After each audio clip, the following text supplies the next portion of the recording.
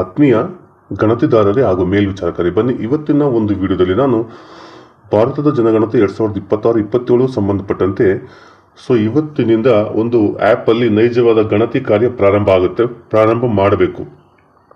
ಈ 3 ದಿನ ನಾವು ಮನೆಪಟ್ಟಿ ಕಾರ್ಯಾಚರಣೆಯನ್ನು ಮಾಡಿಬಿಟ್ಟು ನಮ್ಮ ಬ್ಲಾಕಲ್ಲಿ ಬರ್ತಕ್ಕಂಥ ಎಲ್ಲ ಮನೆಗಳಿಗೆ ಕಟ್ಟಡ ಸಂಖ್ಯೆಯನ್ನು ಕೊಟ್ಟು ಎಷ್ಟು ಕಟ್ಟಡಗಳಿದ್ದಾವೆ, ಎಷ್ಟು ಜನಗಣತಿ ಮನೆಗಳಿದ್ದಾವೆ ಅಂತ ನಾವು ಕೌಂಟ್ ಮಾಡ್ಕೊಂಡಿದ್ದೇವೆ. ಶುರು ಮಾಡೋಣ.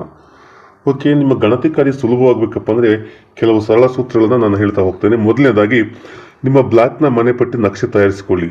ವಿತೌಟ್ ಯುವರ್ ನಕ್ಷೆ ನೀವು ಗಣತಿ ಕಾರ್ಯ ಸುಗಮವಾದಕ್ಕೆ ಸಾಧ್ಯನೇ ಇಲ್ಲ. ಓಕೆ, ಹಾಗಾಗಿ ನಿಮ್ಮ ಬ್ಲಾಕ್ನ ಮನೆಪಟ್ಟಿ ನಕ್ಷೆಯನ್ನು ತಯಾರಿಸಿಕೊಳ್ಳಿ. ಆ ಒಂದು ಮನೆಪಟ್ಟಿ ನಕ್ಷೆಯಲ್ಲಿ ನಿಮ್ಮ ವ್ಯಾಪ್ತಿಗೆ ಬರ್ತಕ್ಕಂಥ ಯಾವುದೇ ಕಟ್ಟಡವನ್ನು ಬಿಡಬಾರ್ದು. ಓಕೆ, ಅದು ಎಲ್ಲಾದರೂ ಚದುರು ಹೋಗಿರಲಿ. ನಿಮ್ಮ ಬ್ಲಾಕಲ್ಲಿ ಬಂದಂಥ ಯಾವುದೇ ಕಟ್ಟಡವನ್ನು ಬಿಟ್ಟು ಹೋಗದಂತೆ ನಾವು ಗಮನ ವಹಿಸಬೇಕಾಗುತ್ತೆ. ಜೊತೆಗೆ ನಿಮ್ಮ ಮನೆಪಟ್ಟಿ ನಕ್ಷೆಯಲ್ಲಿ ಯಾವೆಲ್ಲ ಇರಬೇಕು, ಕಟ್ಟಡ ಅಂತ ನಾವೇನು ಪರಿಗಣಿಸ್ತೀವಿ ಅವೆಲ್ಲವೂ ಇರಬೇಕಾಗುತ್ತೆ. ಸರಿನಾ? ಅದು ಅಂಗಡಿ ಆಗಿರ್ಬೋದು, ಅಂಗನವಾಡಿ ಆಗಿರ್ಬೋದು, ಶಾಲೆ ಆಗಿರ್ಬೋದು, what ever it may be. ಕಟ್ಟಡ ಅಂತ ನಾವೇನು ಪರಿಗಣಿಸ್ತೀವಿ, ನೆಲದ ಮೇಲೆ 4 ಗೋಡೆಗಳು, ಮೇಲೆ ಮೇಲ್ಛಾವಣಿ ಇದ್ರೆ ಅದನ್ನ ಕಟ್ಟಡ ಅಂತ ಪರಿಗಣಿಸ್ತೇವೆ.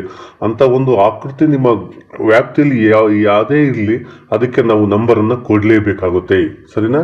ಆ ಕಟ್ಟಡವನ್ನು ಪರಿಗಣಿಸಬೇಕು, ನಂಬರನ್ನು ಕೊಡಲೇಬೇಕಾಗುತ್ತೆ. ಜೊತೆಗೆ ಖಾಲಿ ಕಟ್ಟಡಗಳು ಇದ್ರೂ ಕೂಡ ಅವಕ್ಕೂ ನಾವು ನಂಬರನ್ನು ಕೊಡಬೇಕು. ಖಾಲಿ ಕಟ್ಟಡಗಳಿದ್ರೂ ಕೂಡ ಅವಕ್ಕೂ ಕೂಡ ನಾವು ನಂಬರನ್ನು ಕೊಡಬೇಕಾಗುತ್ತೆ. ಇಲ್ಲಿ ನಿಮ್ಮ ಮನೆಪಟ್ಟಿ ನಕ್ಷೆಯಲ್ಲಿರುವ ಪ್ರತಿಯೊಂದು ಕಟ್ಟಡಕ್ಕೆ ನೀವು ಸಂಖ್ಯೆ ನೀಡುವುದನ್ನು ಖಚಿತಪಡಿಸಿಕೊಳ್ಬೇಕು. ಓಕೆನಾ? ಪ್ರತಿಯೊಂದು ಕಟ್ಟಡಕ್ಕೂ ನಾವು ಸಂಖ್ಯೆಯನ್ನು ಕಡ್ಡಾಯವಾಗಿ ಕೊಡಲೇಬೇಕಾಗುತ್ತೆ. ಜೊತೆಗೆ ಎಲ್ಲ ಸಂಖ್ಯೆಯನ್ನು ಕೊಟ್ಟ ನಂತರ ಅಂತಿಮ ನಕ್ಷೆಯನ್ನು ನಿಮ್ಮ ಮೇಲ್ವಿಚಾರಕರಿಗೆ ತೋರಿಸಿ ಅದರಿಂದ ಸಬ್ಮಿಟ್ ಮಾಡಿದ ನಂತರ ಅದರ ಒಂದು 3 ಪ್ರತಿಯನ್ನು ಮಾಡಿಕೊಂಡು ಒಂದು ನೀವಿಟ್ಕೊಳ್ಳಿ, ಒಂದು ಮೇಲ್ವಿಚಾರಕರಿಗೆ ಕೊಡಿ. ಓಕೆನಾ? ಮತ್ತೊಂದು ಆಫೀಸಿಗೆ ಕೊಡಬೇಕಾಗುತ್ತೆ. ಇದಾದ ನಂತರ ನೀವು HLO ಆ್ಯಪನ್ನು, ಒರಿಜಿನಲ್ ಆ್ಯಪನ್ನು ಇನ್ಸ್ಟಾಲ್ ಮಾಡ್ಕೋಬೇಕಾಗುತ್ತೆ. HLO 2 ರೀತಿಯ ಆ್ಯಪ್ ಇದೆ. ಒಂದು ಟ್ರೈನಿಂಗ್ ಆ್ಯಪ್ ಇತ್ತು, ಒಂದು ಒರಿಜಿನಲ್ ಆ್ಯಪ್ ಇದೆ. ನೀವು ಒರಿಜಿನಲ್ ಆ್ಯಪನ್ನು ಇನ್ಸ್ಟಾಲ್ ಮಾಡಿಕೊಂಡು ಅದಕ್ಕೆ ಸಂಬಂಧಪಟ್ಟ ಯೂಸರ್ ID ಪಾಸ್ವರ್ಡನ್ನು ಹಾಕ್ಕೊಂಡು ನೀವೇನು ಮಾಡಬೇಕಾಗುತ್ತೆ, ಪಿನ್ನನ್ನು ಸೆಟ್ ಮಾಡ್ಕೋಬೇಕು. ಈ ಯೂಸರ್ ID ಪಾಸ್ವರ್ಡ್ಗಳು ಮತ್ತು ಈ ಪಿನ್ನನ್ನು ನಿಮ್ಮ ಒಂದು ಆದೇಶ ಕಾಪಿಯಲ್ಲಿ ಎಲ್ಲಾದರೂ ಒಂದು ಕಡೆ ಸೈಡಲ್ಲಿ ಬರೆದಿಟ್ಕೊಳ್ರಿ. ಜೊತೆಗೆ ಯಾವಾಗಲೂ ನಿಮ್ಮ ಜೊತೆಗೆ ಅದನ್ನು ತಗೊಂಡೋಗಿರಿ. ಸರಿನಾ? ಇದಾದ ನಂತರ ಈ HLO ಆ್ಯಪ್ ಡೌನ್ಲೋಡ್ ಮಾಡಿಕೊಂಡು ನಿಮ್ಮ ಒಂದು HLO ಮ್ಯಾಪ್ ಏನಿದೆ ಅದನ್ನ ನೀವು ಡೌನ್ಲೋಡ್ ಮಾಡ್ಕೋಬೇಕಾಗುತ್ತೆ. ಇದಕ್ಕೆ ಸಂಬಂಧಪಟ್ಟ ವಿಡಿಯೋಗಳು ನಮ್ಮ ಯೂಟ್ಯೂಬಲ್ಲಿ ಇದೆ, ನಮ್ಮ ಚಾನಲಲ್ಲಿದೆ. ನೀವು ಹುಡುಕಿ ಅದನ್ನ ಮಾಹಿತಿಯನ್ನು ಪಡ್ಕೊಳ್ಳಿ. ಈಗ HLO ಆ್ಯಪಲ್ಲಿ ನೀವು ಗಣತಿ ಕಾರ್ಯ ಆರಂಭಿಸಿದ ಮೇಲೆ ಮೊದಲನೇದಾಗಿ ಏನು ಕ್ವಶನ್ ಬರುತ್ತಪ್ಪ ಅಂದ್ರೆ ಲೈನ್ ನಂಬರ್ ಬರುತ್ತೆ. ಈ ಲೈನ್ ನಂಬರ್ ಅಂತ ನಾವು ಕನ್ನಡದಲ್ಲಿ ಕ್ರಮ ಸಂಖ್ಯೆ ಅಂತ ಕರಿತೇವೆ. ಪ್ರಶ್ನೆ ಸಂಖ್ಯೆ 1 ಕ್ರಮ ಸಂಖ್ಯೆ ಇರುತ್ತೆ. ಈ ಕ್ರಮ ಸಂಖ್ಯೆಯನ್ನ ನಾವು ಹಾಕೋಕೆ ಏನು ಬರೋದಿಲ್ಲ, ಅದು ಆಟೋಮೆಟಿಕಲಿ ಪ್ರತಿಯೊಂದು ಇದಕ್ಕೂ ಜನರೇಟ್ ಆಗ್ತಾ ಹೋಗುತ್ತೆ. ಸರಿನಾ? ಗಣತಿದಾರರು ಇದ್ರ ಬಗ್ಗೆ ತಲೆ ಕೆಡಿಸ್ಕೊಳ್ಳೋ ಅವಶ್ಯಕತೆ ಇಲ್ಲ, ಆಟೋಮೆಟಿಕಲಿ ಲೈನ್ ನಂಬರ್ ಜನರೇಟ್ ಆಗ್ತಾ ಹೋಗುತ್ತೆ. ನೆಕ್ಸ್ಟ್, ಎರಡನೇದಾಗಿ ಕಟ್ಟಡ ಸಂಖ್ಯೆ.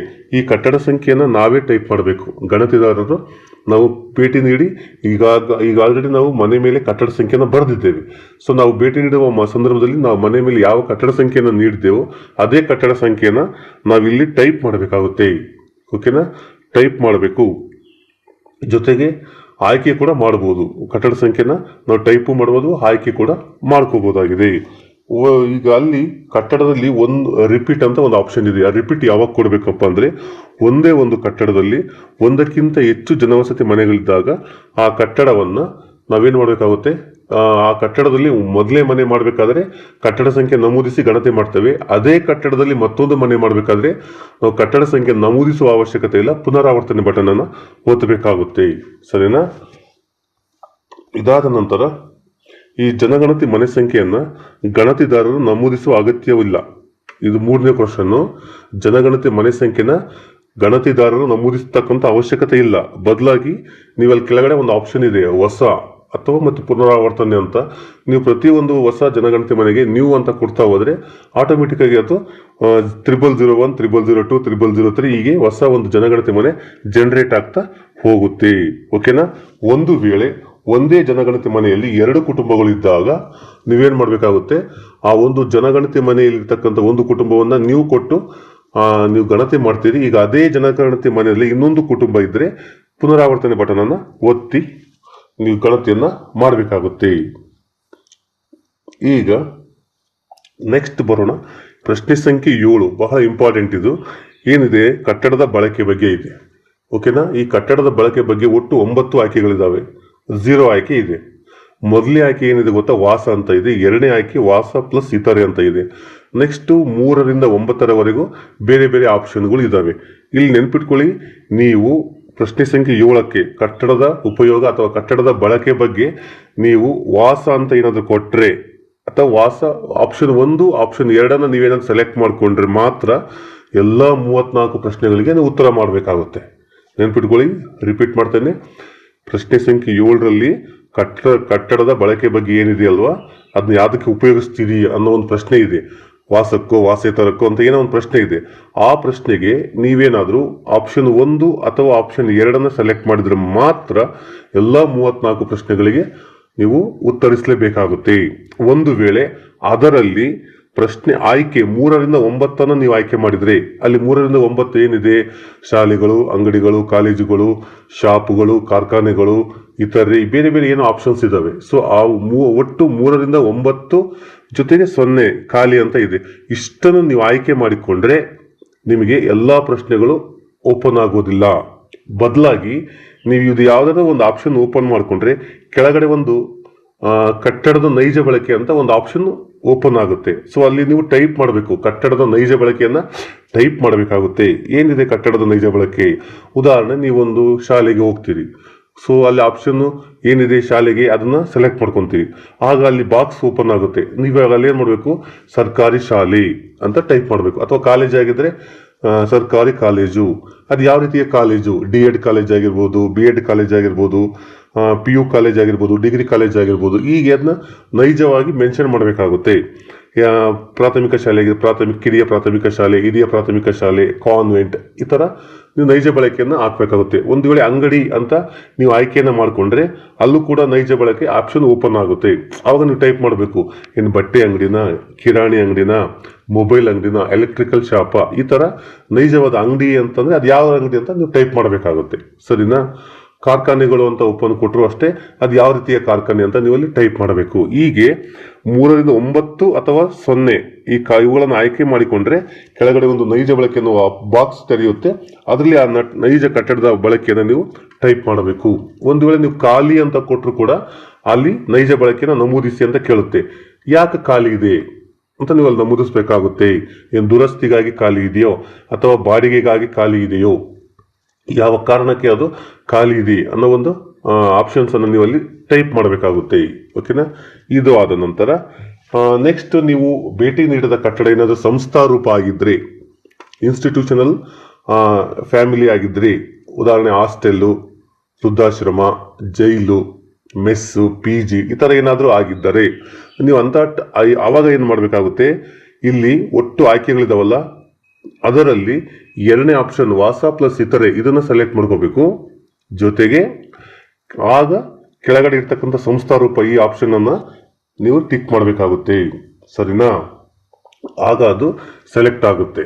ನೆಕ್ಸ್ಟ್, ಜೊತೆಗೆ ನೀವು ಏನಾದರೂ ಭೇಟಿ ನೀಡಿದ ಮನೆ, ಗಣತಿ ಮನೆ ಬೀಗ ಹಾಕಿದ್ದರೆ ಆಗ ನೀವೇನ್ ಮಾಡಬೇಕಾಗುತ್ತೆ, ಮೇಲಿನ ಯಾವುದಾದ್ರೂ 1 ಅಥವಾ 2ನೇ ಆಪ್ಷನ್ ಅನ್ನು ಸೆಲೆಕ್ಟ್ ಮಾಡ್ಕೋಬೇಕು. ಆಗ ಮಾತ್ರ ಕೆಳಗಡೆ ಲಾಕ್ಡ್ ಚೆಕ್ ಬಾಕ್ಸ್ ಎನೇಬಲ್ ಆಗುತ್ತೆ, ಇಲ್ಲ ಫ್ರೀಸ್ ಆಗಿರುತ್ತೆ.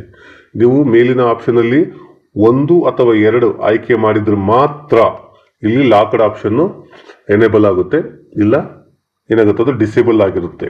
ಸರಿನಾ. ಜೊತೆಗೆ ಇಲ್ಲಿ ನೆಕ್ಸ್ಟ್ ಹೋಗೋದಾದ್ರೆ ಈ ಪ್ರಶ್ನೆ ಸಂಖ್ಯೆ 9 ಇದೆ ನೋಡಿ. ಇಲ್ಲಿ ಕುಟುಂಬದ ಸಂಖ್ಯೆ ಅಂತ ಇದೆ. ಈ ಕುಟುಂಬದ ಸಂಖ್ಯೆ ಪ್ರಶ್ನೆ ಸಂಖ್ಯೆ 9ಕ್ಕೂ ಪ್ರಶ್ನೆ ಸಂಖ್ಯೆ 7ಕ್ಕೂ ಲಿಂಕ್ ಇದೆ. ಯಾವ ರೀತಿ ಲಿಂಕ್ ಇದೆ ಅಂದ್ರೆ, ನೀವು ಪ್ರಶ್ನೆ ಸಂಖ್ಯೆ 7ರಲ್ಲಿ ವಾಸ ಅಥವಾ ವಾಸೇತರ, ಇಲ್ಲಿ ಸುಮಾರಷ್ಟು ಆಪ್ಷನ್ ಇದೆಯಲ್ಲ, ಅದರಲ್ಲಿ ವಾಸ ಆಯ್ಕೆ 1 ಆಯ್ಕೆ 2 ಸೆಲೆಕ್ಟ್ ಮಾಡ್ಕೊಂಡ್ರೆ ಮಾತ್ರ ಅದಕ್ಕೆ ಕುಟುಂಬ ಸಂಖ್ಯೆ ಜನರೇಟ್ ಆಗುತ್ತೆ. ನೀವು ಶಾಲೆ ಅಂತ ಸೆಲೆಕ್ಟ್ ಮಾಡ್ಕೊಂಡಿದ್ರೆ ಅದಕ್ಕೆ ಕುಟುಂಬ ಸಂಖ್ಯೆ ಜನರೇಟ್ ಆಗಿರುತ್ತಿಲ್ಲ. ಅಂಗಡಿ ಅಥವಾ ಹೋಟೆಲ್ಗಳು ಅಂತ ಸೆಲೆಕ್ಟ್ ಮಾಡ್ಕೊಂಡ್ರೆ ಕುಟುಂಬ ಸಂಖ್ಯೆ ಜನರೇಟ್ ಆಗೋದಿಲ್ಲ. ಸೊ ಇಲ್ಲಿ ವಾಸ ಪ್ಲಸ್ ಇತರೆ ಅಂತ 1 or 2 ಆಪ್ಷನ್ ಇದಾವಲ್ಲ, ಅವೆರಡನ್ನ ಆಯ್ಕೆ ಮಾಡಿಕೊಂಡ್ರೆ ಮಾತ್ರ ಪ್ರಶ್ನೆ ಸಂಖ್ಯೆ 9ರಲ್ಲಿ ಕುಟುಂಬ ಸಂಖ್ಯೆ ಆಟೋಮೆಟಿಕ್ ಆಗಿ ಜನರೇಟ್ ಆಗ್ತಾ ಹೋಗುತ್ತೆ. ಓಕೆನಾ. ಜೊತೆಗೆ ನೀವೇನಾದ್ರೂ ಸಂಸ್ಥಾ ರೂಪ ಅಂತ ಸೆಲೆಕ್ಟ್ ಮಾಡ್ಕೊಂಡಿದ್ರೆ ಅಲ್ಲಿ ಕುಟುಂಬ ಸಂಖ್ಯೆ ಆಟೋಮೆಟಿಕ್ ಆಗಿ 999 ಅಂತ ಆಪ್ ಅಲ್ಲೇ ತಗೊಳುತ್ತೆ. ಸರಿನಾ. ಇದೊಂದು ನೆನ್ಪಿಟ್ಕೊಳ್ಳಿ. ಜೊತೆಗೆ ನೀವು ಗಣತಿ ಮಾಡಿದಂತಹ ಪ್ರತಿ 5 ಅಥವಾ 6 ಮನೆಗಳನ್ನು ಮರೆಯದೆ ಸಿಂಕ್ ಮಾಡಿ. ಪ್ರತಿ 5 ಅಥವಾ 6 ಮನೆಗಳನ್ನು ಮರೆಯದೆ ಸಿಂಕ್ ಮಾಡಿ. ಜೊತೆಗೆ ಆ್ಯಪ್ ಏನಾದರೂ ಸ್ವಲ್ಪ ಮಿಸ್ಬಿಹೇವ್ ಮಾಡಿದರೆ, ಸರಿಯಾಗಿ ವರ್ಕ್ ಮಾಡಲಿಲ್ಲ ಅಂದರೆ ಜಸ್ಟ್ ಒಂದು 10 ನಿಮಿಷ ವೆಯ್ಟ್ ಮಾಡಿ, ಆಮೇಲೆ ನಿಮ್ಮ ಫೋನನ್ನು ಸ್ವಿಚ್ ಆಫ್ ಮಾಡಿ ಆನ್ ಮಾಡಿ, ಸರಿ ಹೋಗುತ್ತೆ. ಅದನ್ನು ಬಿಟ್ಟು ಆ್ಯಪನ್ನು ಅನ್ಇನ್ಸ್ಟಾಲ್ ಮಾಡೋದಾಗಲಿ, ಡಿಲೀಟ್ ಮಾಡೋದಾಗಲಿ, ಯಾವುದೇ ಕಾರಣಕ್ಕೂ ಲಾಗೌಟ್ ಮಾಡೋದಾಗಲಿ ಅಂಥವುಗಳನ್ನು ಮಾಡೋದಕ್ಕೆ ಹೋಗಬೇಡಿ. ಒಂದು ವೇಳೆ ನೀವು ಮಾಡಲೇಬೇಕಪ್ಪ ಅಂತ ಇದ್ದರೆ, ನೀವು ಗಣತಿ ಮಾಡಿದ ಎಲ್ಲ ಮನೆಗಳನ್ನು ಸಿಂಕ್ ಮಾಡಿ ಅದು ಸಕ್ಸಸ್ ಆಗಿದೆಯಾ ಚೆಕ್ ಮಾಡಿಕೊಂಡು ಆಮೇಲೆ ಬೇಕಾದ್ರೆ ನೀವು ಲಾಗೌಟು ಅಥವಾ ಏನೇ ಬೇಕಾದ್ರೆ ಇದು ಮಾಡ್ಕೊಳ್ಳಿ. ಸೊ ನೋಡಿ, ಆ್ಯಪಲ್ಲಿ ಏನು ಓದ್ತಿದ್ರೆ ಏನಾಗುತ್ತೆ ಅನ್ನೋ ಭಯ, ಆತಂಕ ಯಾವುದೇ ಬೇಡ.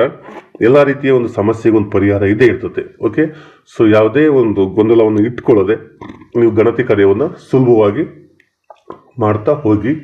ಆಪ್ಷನ್ಸ್ಗಳನ್ನು ನೀಟಾಗಿ ಯೂಸ್ ಮಾಡಿಕೊಂಡ್ರೆ ನಿಮ್ಗೆ ಯಾವುದೇ ಒಂದು ಗೊಂದಲವನ್ನು ಇದಾಗೋದಿಲ್ಲ. ಯಾಕಂದರೆ ಒಂದಕ್ಕೊಂದು ಅಂಕಿಅಂಶ ತಾಳೆ ಬರೋದಿಲ್ಲ.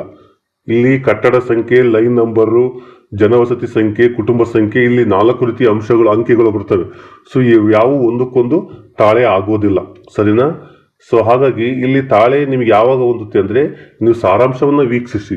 ಅಲ್ಲಿ ವ್ಯೂ ಸಮ್ಮರಿ ಅಂತ ಒಂದು ಆಪ್ಷನ್ ಇರುತ್ತೆ. ಅಲ್ಲಿ ಕ್ಲಿಕ್ ಮಾಡಿದಾಗ ನೀವು ಎಷ್ಟು ಮನೆಗಳನ್ನು ಗಣತಿ ಮಾಡಿದ್ದೀರಿ, ಎಷ್ಟು ಸಿಂಕ್ ಮಾಡಿದ್ದೀರಿ, ಎಷ್ಟು ಡಿಲೀಟ್ ಮಾಡಿದ್ದೀರಿ, ಎಷ್ಟು ಅಪೂರ್ಣ ಇದ್ದಾವೆ, ಎಷ್ಟು ಲಾಕ್ಡ್ ಇದ್ದಾವೆ, ಎಲ್ಲ ಮಾಹಿತಿ ಸಿಕ್ಕೋಗುತ್ತೆ, ಸರಿನಾ? ಸೊ ಅಲ್ಲಿ ನಿಮಗೆ ಒಂದು ಟ್ಯಾಲಿ ಸಿಕ್ಕುತ್ತೆ. ಓಕೆ, ಸೊ ನಿಮ್ಮ ಗಣತಿ ಕಾರ್ಯ ಸುಲಭವಾಗಬೇಕಪ್ಪ ಅಂದರೆ ಇದಿಷ್ಟು ಅಂಶಗಳನ್ನು ನೀವು ಪಾಲಿಸಿದರೆ ನಿಮ್ಮ ಗಣತಿ ಕಾರ್ಯ ಬಹಳ ಸುಲಭವಾಗುತ್ತೆ.